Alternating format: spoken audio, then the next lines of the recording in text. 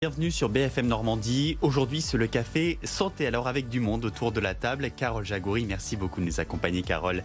Lancelot Maisonnier et Jessie Willens. Carole, je me tourne vers vous. Vous êtes notre coach sportive.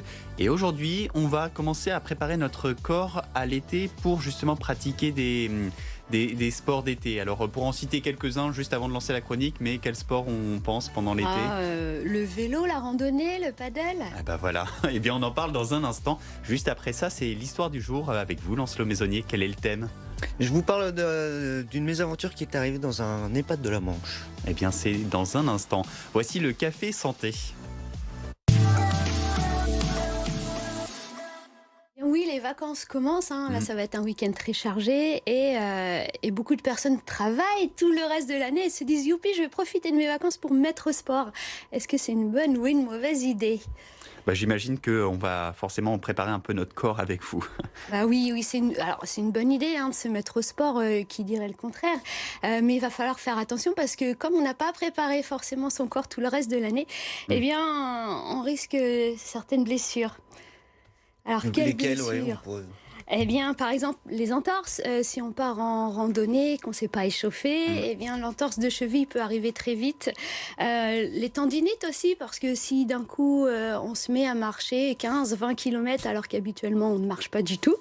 Et puis, il peut y avoir aussi des douleurs au niveau des lombaires et parfois même les déchirures musculaires. Et pourquoi ces douleurs arrivent alors, Carole ? Eh ben, en fait, ces douleurs arrivent parce que justement, le corps n'est pas préparé, il n'a pas l'habitude. Et en plus, malheureusement, ça arrive du coup dans les 2-3 premiers jours de vos vacances. C'est super, ça gâche tout le reste de vos vacances. Donc du coup, il faut vraiment se préparer. Alors on se prépare comment ? Eh ben, on va y aller progressivement. On va s'échauffer. Et même si on n'est pas dans une salle de sport, on s'échauffe, oui. On va faire donc un échauffement articulaire, mais également un échauffement musculaire. Et on va aussi faire augmenter son rythme cardiaque progressivement. Alors, pour ceux qui vont dans les salles de sport, vous le voyez, il y a toujours, surtout dans les cours collectifs, c'est ce qu'on fait en fait, on ne vous le dit pas forcément, mais on fait ces trois choses. Quand on se retrouve tout seul, prêt à partir en randonnée, on le fait aussi. Alors, je peux vous proposer aujourd'hui quelques exercices simples. Voilà, je vais vous les montrer. Si vous voulez vous mettre debout, vous pouvez le faire avec moi. Donc on va commencer avec des petits cercles de cheville. En fait, vous gardez les orteils au sol, vous décollez le talon et vous allez tourner votre pied dans tous les sens et vous insistez bien à droite et à gauche. Ce qui est très utile notamment pour les randonnées, pour éviter de se fouler les chevilles sur les cailloux. Ouais. Exactement, donc vous faites bien vos deux chevilles. On va avoir besoin de mobiliser les hanches aussi parce que pour la marche, c'est indispensable le bassin. Donc on va avoir les antéversion et rétroversion. Voyez, on bascule le bassin. On pourrait dire aussi dos creux, dos rond. On peut passer un petit peu au cercle comme ça du bassin. Pour les hanches, on va avoir des ouvertures comme ça. Hop, je vais me tourner un peu vers la caméra. Voilà. Et dans l'autre sens, c'est comme si on passait par-dessus des haies. Hop, voilà. Et puis donc, quand on commence à marcher, ou même si on se dit, tiens, je vais faire un footing, justement, le footing, on commence par le marcher de plus en plus vite, et après on commence à trottiner, et après Parce on qu'en fait, c'est ça la clé, Carole, c'est la progressivité, le fait de progresser, mais lentement sur cette réadaptation au sport. Ouais. Oui, alors doucement sur la séance en elle-même, mais aussi au fur et à mesure des jours. C'est pas le premier jour que je vais faire tout de suite 20 km si j'ai pas l'habitude de marcher. La première étape, je vais la faire de 5-6 km, peut-être jusqu'à 10, tout dépend si vous êtes sportif tout au long de l'année ou pas. Et au fur et à mesure des jours, on voit comment ça se passe dans notre corps, on s'écoute, on voit si on a des raideurs articulaires, si on commence à avoir des frictions, s'il y a des douleurs au niveau des tendons.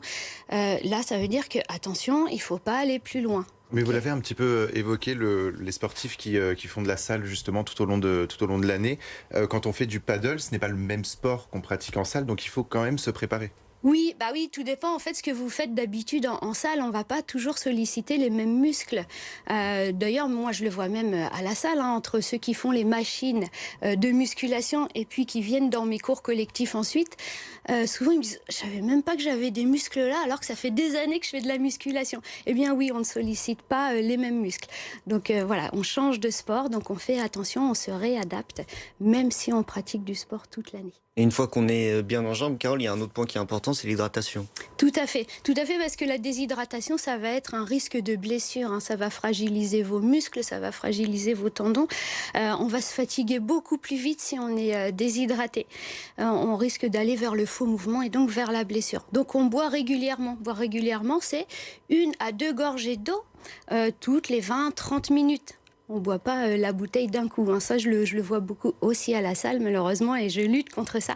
On boit très régulièrement, une petite gorgée, parce qu'en plus, si on boit beaucoup d'un coup, après, on ne va pas se sentir bien dans l'estomac, ça fait gloup-gloup, c'est pas trop agréable.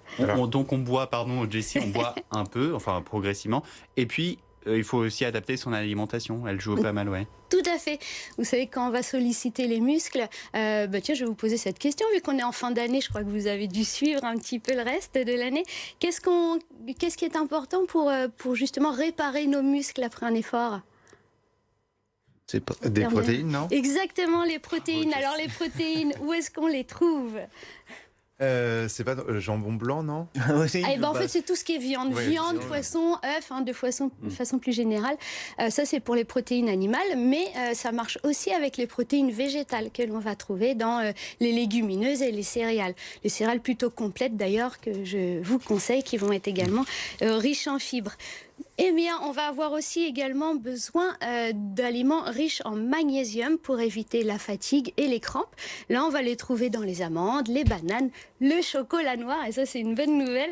Et puis, on peut aussi aller diversifier les eaux, aller chercher des eaux minérales qui sont un petit peu plus riches. Et puis, justement, en variant les marques, on va pouvoir aller compléter ces minéraux. On va avoir besoin également d'antioxydants pour éviter l'inflammation. Et là, on va les trouver dans les fruits rouges, les légumes verts, les légumes colorés et également dans l'huile d'olive. Et donc on peut se faire plaisir tout en protégeant son corps. Oui, tout à fait. Voilà, il faut se faire plaisir parce que justement, les vacances, c'est là pour ça. Mais il va falloir faire attention à la récupération parce que les vacances, c'est là pour ça aussi, pour récupérer. Donc il va falloir bien dormir. C'est pas parce qu'on est en vacances qu'on est obligé de se coucher à des heures pas possibles. On peut garder un rythme. D'ailleurs, si vous avez suivi les chroniques précédentes, moi je vous conseille vivement de garder le même rythme toute l'année, même en vacances. Moi, je suis de la team à se lever très tôt le matin pour vraiment pouvoir profiter de ma journée. Nous aussi, on va garder le même rythme, Aubert. Lever à 3h du matin. Ah là, vous pourrez faire des super randonnées là. Mais attention, donc, puisque vous n'êtes pas préparé à la randonnée, il va falloir y aller progressivement. On pense à s'étirer légèrement à la fin de chaque journée, c'est l'idéal. Surtout si vous vous êtes dit, tiens, je vais me faire un road trip, mais en marchant avec le sac à dos.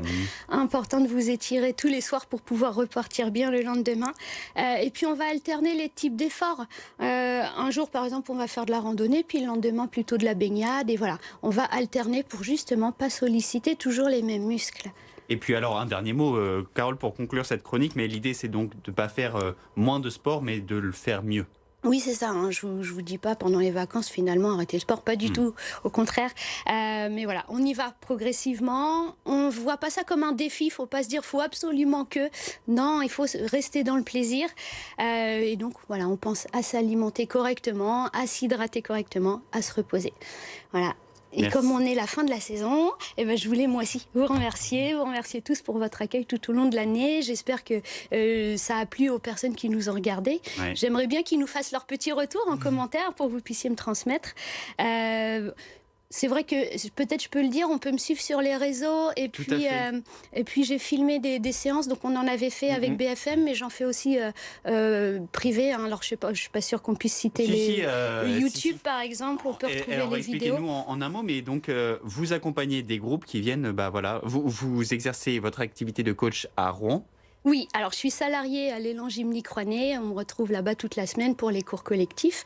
J'interviens aussi dans les entreprises où je fais de la prévention. Là, on va apprendre à bouger, mais aussi à mieux s'alimenter. Et puis, je fais aussi ce qu'on appelle du sport santé. Ça se passe pour le moment aussi à l'élan Gymnique Rouennais, où j'invite les gens qui sont éloignés du sport et du travail et des relations sociales. Tout ça, on fait tout ça ensemble lors de séances. D'ailleurs, on est plus sur de l'activité physique que sur de l'activité sportive.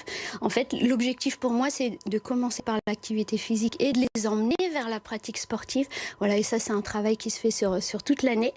Et puis, comme j'aime toujours partager, eh bien, je remets tout ça sur mes réseaux sociaux et notamment sur YouTube. Je publie une fois par semaine une séance de sport qui est accessible à tout le monde, avec vraiment des options pour les débutants, les intermédiaires, les confirmés. Et donc, tout le monde peut se faire plaisir, même ceux qui n'ont jamais pratiqué ou même ceux qui ont l'habitude de me suivre, de faire du sport avec moi à la salle. Mais merci infiniment de nous avoir accompagnés tout au long de cette année, Carole Jagoury.